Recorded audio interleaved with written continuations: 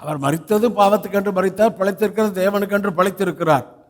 அவர் சரீரத்தில் இருந்தபோது இயேசு எப்படி பிழைத்தார்? நான் சொல்கிறேன், ஏன்னா 2-3 வசனம் சொல்ல வேண்டியிருக்கு. பிசாசு வந்துட்டான், இவர் உபவாசம் முடிஞ்ச பிசாசு வந்துட்டான்.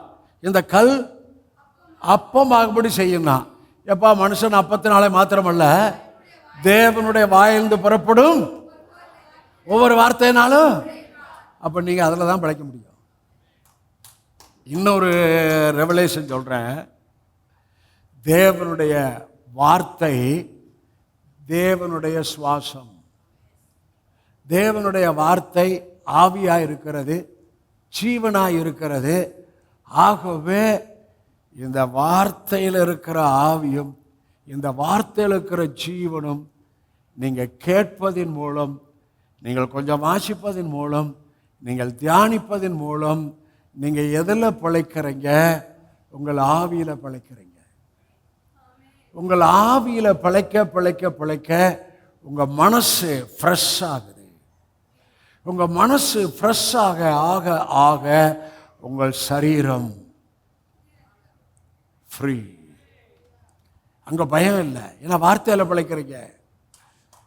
ஏமேன், அங்கே ஒரு தைரியம் நமக்கு வந்துக்கிட்டு தான் இருக்கு. வார்த்தை, இயேசு வார்த்தை தானே பிசாசிட்ட பேசினாரு. உன் தேவனாய் கர்த்தரை பரீட்சை பாராது இருப்பாயாக. மனுஷன் அப்பத்தினாலே மாத்திரமல்ல, தேவனுடைய வாயிலிருந்து புறப்படும் ஒவ்வொரு வார்த்தையினாலும் பிழைப்பான். அப்பாலே போ சாத்தானே. வார்த்தையை பேசினார் இல்லையா? நீங்கள் வார்த்தையை பேசினா பிழைப்பீங்க. இன்னைக்கு மறுபடியும் சொல்கிறேன், self talk free talk. Always talk. Self talk free talk. Always வசனத்தை சொல்லிக்கிட்டே இருக்கு. வேலை செய்யும்போது, ஐயா என்னமோ கர்த்தர் அப்படி தான் நடத்திட்டு இருக்கிறார், மனசும் சரி என் வாயும் சரி ஒரு தொடர்பு இருந்துக்கிட்டே இருக்கும்படி ஆவியானவர் எனக்கு பலன் தந்துக்கிட்டே இருக்கிறாரு. உங்களுக்கு அந்த பலனை தருவாராக.